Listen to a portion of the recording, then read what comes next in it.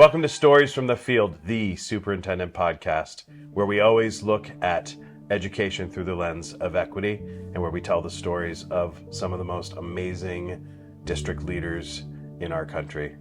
Sara, I know you just had a really interesting trip and you got some great stories to tell, so tell me what happened.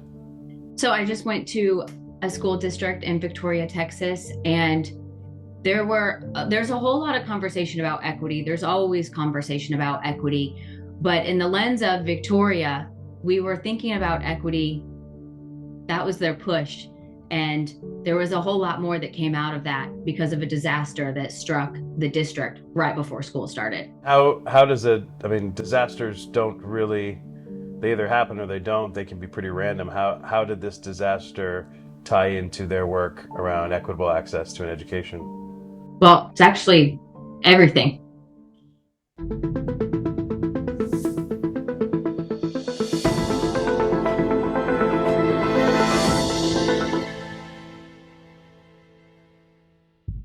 Part 1. The disaster. So Sara, tell me about Texas. So the story actually starts in a middle school, right before school is about to start. This is in July. It's a little chaotic, but actually, you know what? Let me have the maintenance and custodial crew take it from there. July 21st, 2021 was when we had a meeting here for the Victoria Independent School District bond planning meeting. And I walked the building with a couple of colleagues, and we went upstairs and noticed the wet tiles that were colorful as well. Before then, Jonathan Morgan Roth here, and his crew had walked it and realized that something was happening here.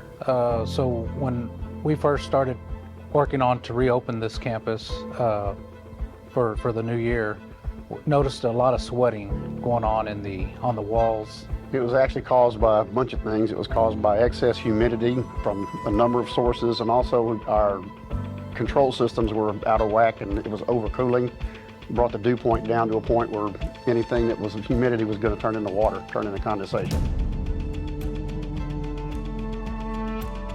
I was at home on a Saturday morning and I received a phone call that there was a bunch of people on my campus, which was the Liberty campus.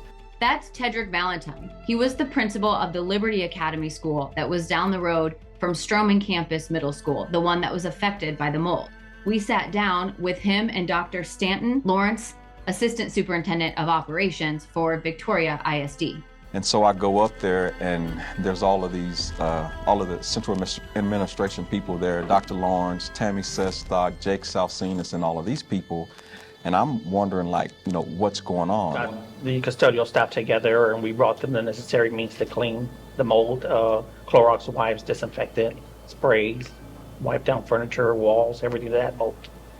And so the first step was to try to see if you could clean it up.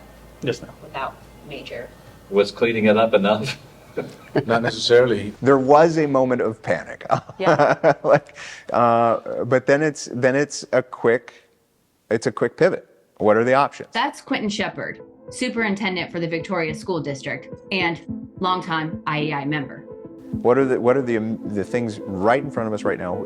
Here, I'm going to back way out first because there's a leadership thing in here, right?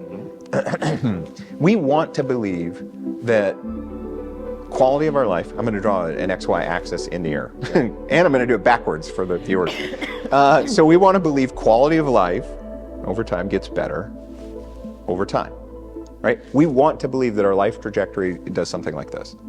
But the reality is anybody who's actually lived a life knows that it's not a straight line, right? It's a series of, it's a sine wave, up and down and up and down and up and down.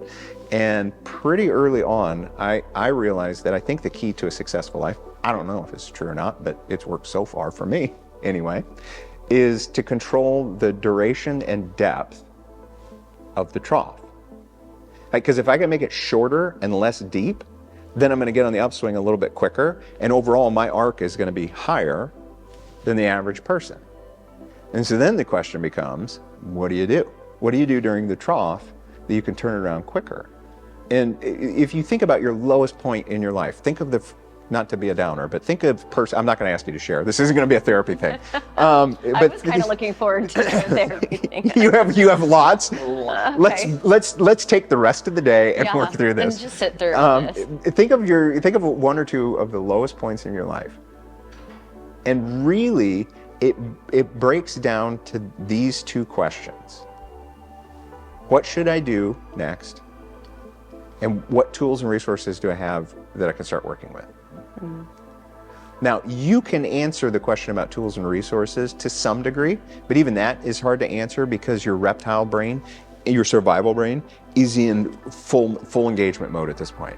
And so your prefrontal cortex is completely shut down. You have nothing that resembles executive functioning skills, so you can't make good decisions. So the first question, what should I do? What's the right thing to do? You can't answer that. You think you can answer it. You could lie to yourself and say you can answer it, but you can't answer that. And if you do think you can answer it, you're bullshitting yourself, right? So here's the secret. When things are going kind of okay, when you're at the high points, that's when you're cultivating relationships with people built on compassion and suffering, and trying to help other people through their struggles and share with them, and building these really, really, really deep connections. Because then when you hit your own personal trough, you reach back out to those people and you say, I know I need to do the right thing. I don't know what to do. Every single time, without incident, you find 4 or 5 people who would be like, this is what I would do. And I know it's hard to hear, but this is what I think you should do. Every single time, they will come up with the right answer. And so this is a long way of getting back to Stroman. When the mold hit, my first response is, well, what should we do? I don't know the answer. What should we do? Let's start going out and asking people, what do we think we should do? Let's ask people who've been suffering with us all along, people who helped us close buildings, people who helped us merge campuses, people who helped us rezone the school district, people who served on the finance, people who've helped us struggle with the district so far. Let's go to them and ask them what we think we should do. Yeah, custodians. Yeah, why not? And they were like, well, what if we move the kids? That wasn't my idea. I actually don't know whose idea. I would bet you a month's salary you couldn't nail down who came up with that idea.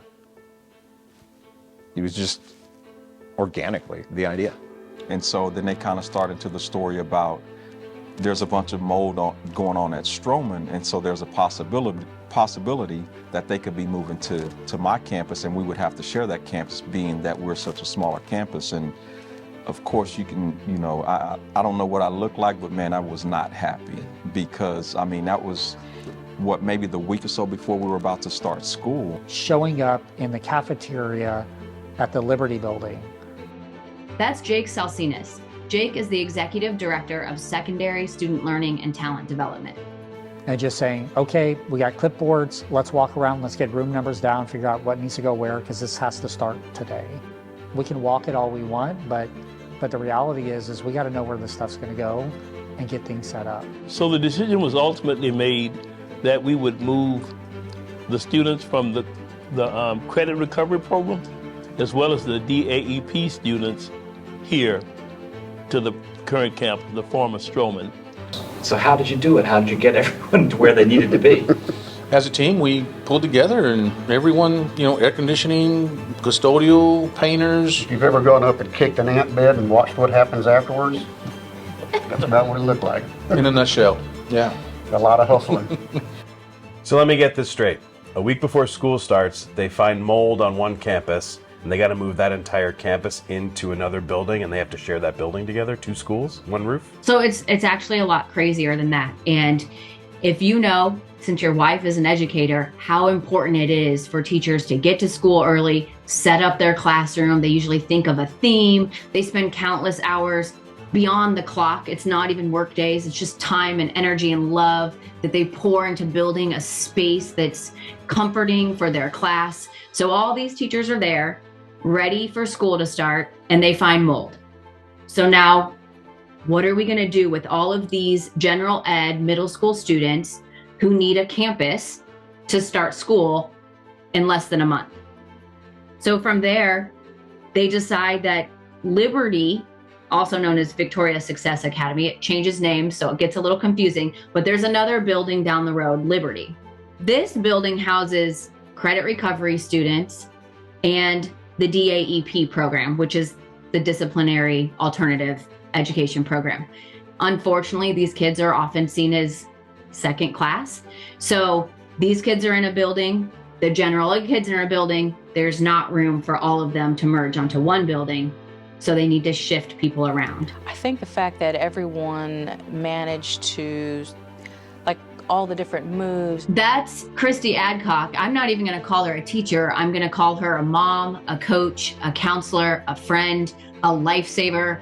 She is one of the credit recovery teachers on the front lines of Victoria ISD. The very first year I got here was when I set up my classroom, and then I'd taken down my old classroom, set up my new classroom when I first moved here, and then I think within a couple days we're like, oh no, we're not teaching here this year for now. And setting up a classroom is like a big deal. Yeah. Oh, is it? Yeah. Yeah, it's a Well, whole because I thing. packed up my old one that I had. You're making it a beautiful, loving, supportive space where kids feel, so it's all, so to set that up and then have to take it all down. Yeah. Wow. Everybody from technology to maintenance to teachers to the staff members, the admin. I mean, it was a very intense week and a half, but it got done. Our thinking was that we wanted to accommodate both Tedrick's students and the students who were going to be from the former Stroman campus to be there at the Liberty campus together. A lot of people don't realize with this whole transition is there was a middle school that was uprooted. And then of course there was well, we're not sure exactly where you're gonna go. And then I lucked out. I ended up in a cafeteria teaching for the first, 4 months, I guess? How lucky. Yeah, but then we had all the other issues because it's an open area, and we had, I had 2 other teachers with me, so it was this big area, and there was about Hard to keep kids 60, engaged. yeah, it was about 60 to 70 kids easy. What we found out is, given the nature of the students we're serving, when you start talking about district alternative education program students, there's probably a need for those students to be in a situation where they have some space and where they're not crowded in with hundreds of other students in the same space. That's probably not the best setting for educating students with those particular needs.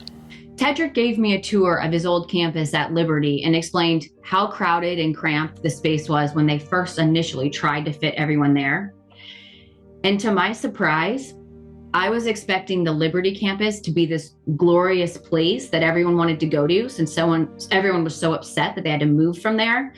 But very much outdated, broken windows. The building itself almost looked condemned, and it's been on the ballot as, another bond they want passed to upgrade these facilities. And if this is the desirable location and it looks this way, I was quite surprised. This was like another room, and it just had tables, and that was our classrooms. Wow.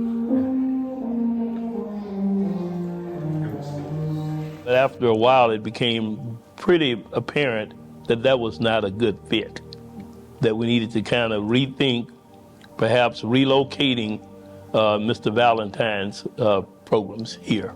Once the first initial relocation was that our campus, the Credit Recovery campus, kind of went into, like Ms. Adcock was saying, into the cafeteria and to a conference center. So there was like 3 teachers in the conference center room, and then on the other side, there was like 3 teachers in the cafeteria. Was there any students or parents complaining about that? Oh yeah, for sure. Yeah, I don't want to go to the moldy campus. Yeah, oh yeah, unquestionably. Yeah, we heard that, and we sat with them. We sat knee to knee with every parent who wanted to talk about it. And we were very honest with our reality. We don't necessarily want this for kids either. It's a situation that, like, we're going to monitor and we're going to ensure that they're safe. But this is not an ideal situation by any stretch of the imagination. And then now the DAP, which is the District Alternative Education Program, was out at the Annex building. And so those kids were it was 2 classrooms, and then Dr. Lawrence so graciously got us 2 portable buildings to house those kids.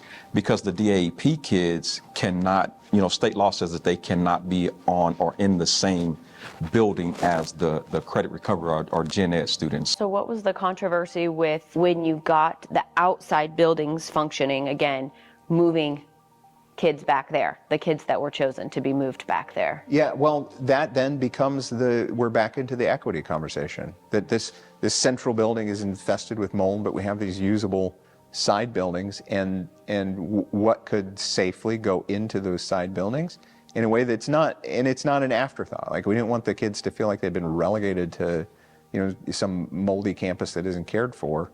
And so, we looked at those buildings for some of our credit recovery students and said, there's a way that we can do this if we're really, really thoughtful, that kind of turns that building into its own unique space. And say to our community, like, we're embracing what you told us, because remember, this community has now failed that bond several times to rebuild that campus. And so we're saying to our community, we're honoring this. We're suffering through this.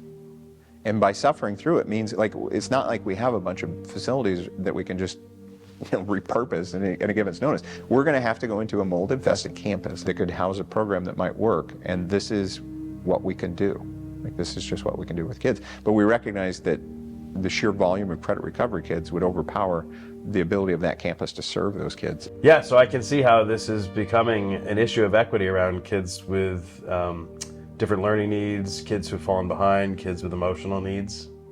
Right, and we spoke with the board and Dr. Shepherd.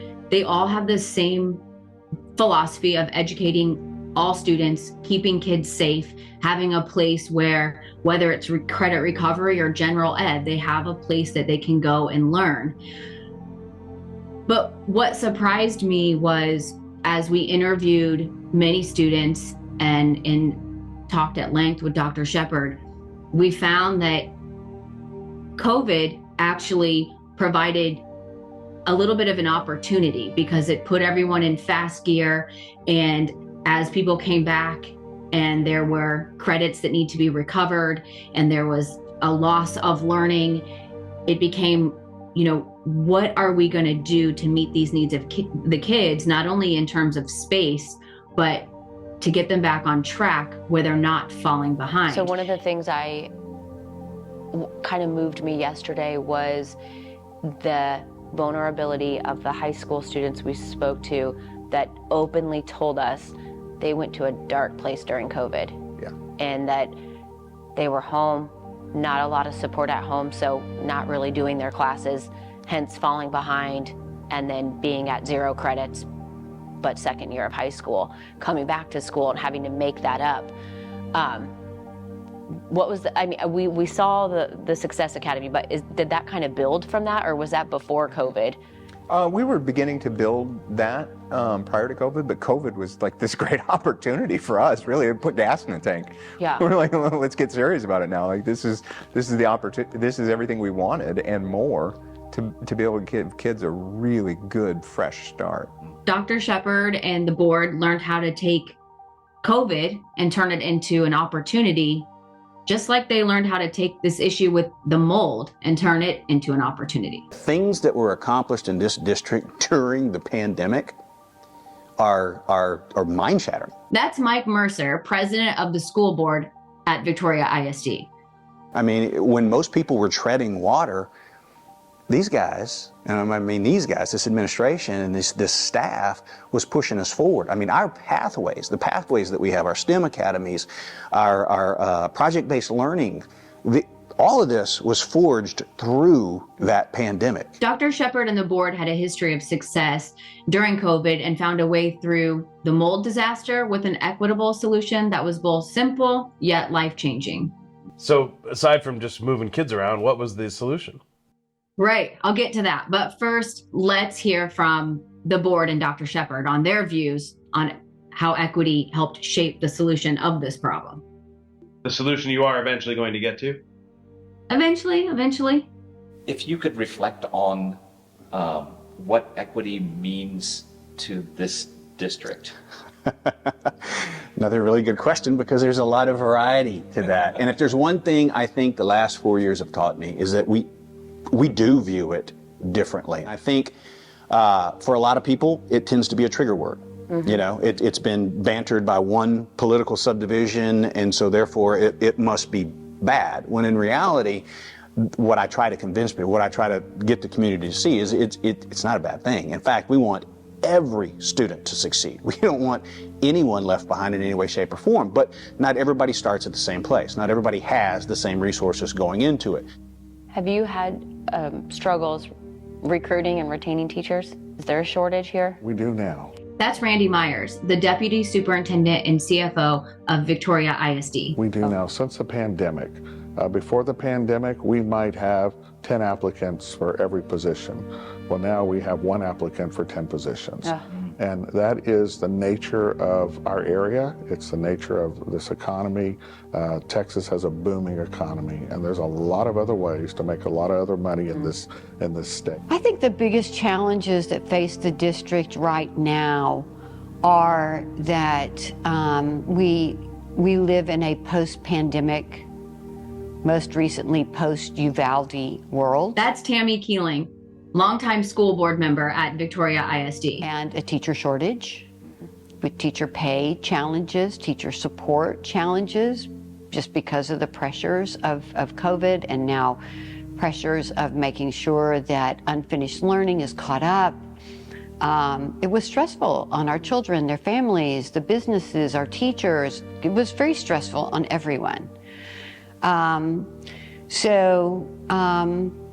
I think those are the biggest challenges when it comes to working together and transforming a district and making opportunities for children. And more important, that you have a collaborative community effort for the things that you can change. When I was a sophomore in high school, I grew up on a working farm, brothers. And I can remember sitting at the dinner table with my older brother and my younger brother, and Dad's chair was empty, and that was very rare. And Mom's chair was empty, and that never happened. And so it was just us boys sitting around having dinner together. And the topic of our conversation was, what are we going to do? We've got to figure out a way to save the family farm. The reason we're having this conversation is because my father had been in a catastrophic car accident and broke his back, broke his neck, punctured his lungs, and we were worried we were going to lose him. And my mom was with him in the hospital. We had a bunch of livestock and grain, and like it's a working farm, and there was just no way we could make it work. And so my brothers and I sort of made the decision that because I was most comfortable around the farm, because I knew the animals well, I actually at one point wanted to grow up to be a farmer, that I would, for all intents and purposes, drop out of school. And I would take care of the family farm, because this was the one thing that kept us together as a family. And it was an algebra teacher, McLaughlin was his name, who didn't give up on me. Now, how easy would it have been? It's a rural community. Kids drop out of school all the time. How easy would it have been in that rural community for this 14-year-old child who had legitimate barriers and stopped coming to school, for them to say, he'll just never come back. He took care of the family farm. That was his role. But this was a teacher who said, no, I'm not giving up on him. He's got potential. He's going to graduate. He's a good kid. We're a tight family. And so, he showed up to our house. The first day he shows up to our house to tutor me, he gets into the back seat of his car, and you think he had a bag of books for us? No. He had food. Right. See, we were rural poor, and he knew it. So the teachers had taken up a collection, and they knew that we hadn't had a chance to get groceries or anything for a few weeks. And so he had a carload full of food that he brought into the house. And then he went out and he got the bag of books. He's like, let's get to work. As we sat and talked with people, it was apparent to me that there was several misconceptions about equity within the community, not within the school district. But many, as you heard, many board members and people say that oftentimes people think that equity is taking something away and giving it to someone else. So my kid is without because this kid is getting extra. And Dr. Shepherd and his team's philosophy is absolutely not that way. It's everyone is going to be educated in the best safe way as possible. So that's why I think designing our future together is really important. And I think a big shift, because if you've listened to Quintin or heard Quintin speak, we do lots of sessions about, we don't talk about engagement, we talk about ownership. What do you think about Quintin? We call him Q around here. Oh, really? Yeah, we call him Q. You rarely hear him referred to as Dr. Shepherd. You hear Q quite a bit. But Q is a very unique leader in that one of the first things you figure out about him when you've not known him very long and you've only had a few conversations is his desire for kids to reach their highest potential is something that is innate within him. It is something that's instilled so deeply within who he is. And it's something that he, in fact, tries to make certain that we are all on the same page in that way, that we understand it's not about test scores. I mean, we understand the accountability system and how it works and what it means, but the most important thing we can do for the students we serve is to place them on that pathway to success. That's the stuff that people don't think through. Right. They say, I gave you this opportunity, but they don't think through the hardships that follow it. The difference between can't versus won't. We talk about this a lot, and it's kind of a harsh way to talk about it, but there's some kids who just won't. You had mentioned this just briefly earlier, and those are kids who are currently self-sabotaging maybe, and they need a different kind of support. They need a lot of emotional and social support because they'll find their path, but that's where we need to start with kids who won't. Kids who can't have legitimate barriers in their lives. And our job is to help them identify those barriers and either remove those barriers or, in some instances, turn the barriers into springboards for what comes next. Because really, any kind of constraining variable can become an enabling variable in the right context. And a barrier can actually turn into a springboard in so many ways. You've mentioned, my definition of equity, and it's about removing barriers and so on and so forth. But I think in even bigger and broader view of equity is simply this. It's advocating for kids who don't have anybody in their life who can advocate for them. Well, I think what has drawn me to the population that Tedrick works with is back throughout my career when I became an elementary principal in Dallas many years ago and a high school principal in Houston, I asked the superintendent of schools to allow me to work at a school in the most crime-ridden, drug-infested neighborhoods in those cities. Because those kids were kids who came from a background very similar to my own. And so when I see Tedrick's kids, I see the kids I always worked with. And one thing we know that we have an opportunity to do with kids who lack those really great home circumstances is to create opportunities for them through what we do at school. I guess it was January when the whole VC thing came up where Dr. Shepherd and Dr. Kent kind of had some conversations. I heard the word VC, venture capital? No, Victoria College. And you also probably heard the name Dr. Kent. I see. All right. So Victoria College and Dr. Kent are all part of this solution that you're going to sometime tell me about.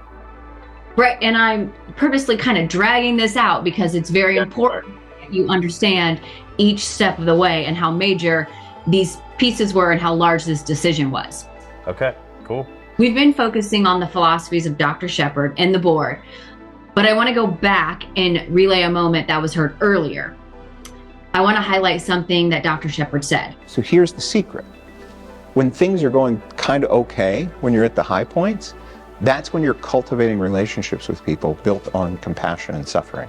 Remember when Dr. Shepherd talked about creating relationships and connections when things are going well and how those connections can help you through the low points when things were crappy, all of those, the importance of relationships. He's all talking about building relationships. That's the overarching theme here. And trying to help other people through their struggles and share with them and building these really, really, really deep connections. Because then when you hit your own personal trough, you reach back out to those people and you say, I know I need to do the right thing. I don't know what to do. The solution to this problem was a direct result of connections made by Dr. Shepherd in the past. So Q reached out to somebody who had his back. Even better, he had monthly breakfast with this person, so he didn't really have to reach out. The solution was offered to him, and it was offered to him over a cup of coffee. And in our next episode, we'll talk about this person and the impact they had on Victoria ISD. Well, they say a good podcast has a cliffhanger from episode to episode. Looks like we're doing the same. So I can't wait to tune back in and hear what happened. So join us for our next episode of Stories from the Field, the Superintendent Podcast.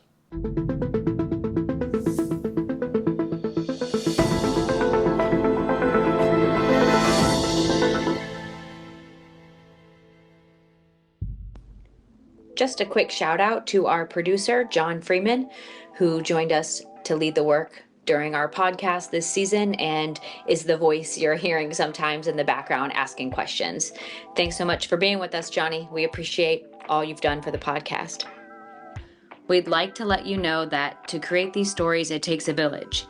This episode was directed by John Freeman, videography and audio by Sho Matsuyama, Chase Mazo, John Freeman, Sara Croll, and Doug Roberts. Edited by John Freeman, Chase Mazo, and Sho Matsuyama. Stories from the Field podcast was produced for IEI with Century Tree Productions. Be sure to like and share these stories with anyone and everyone.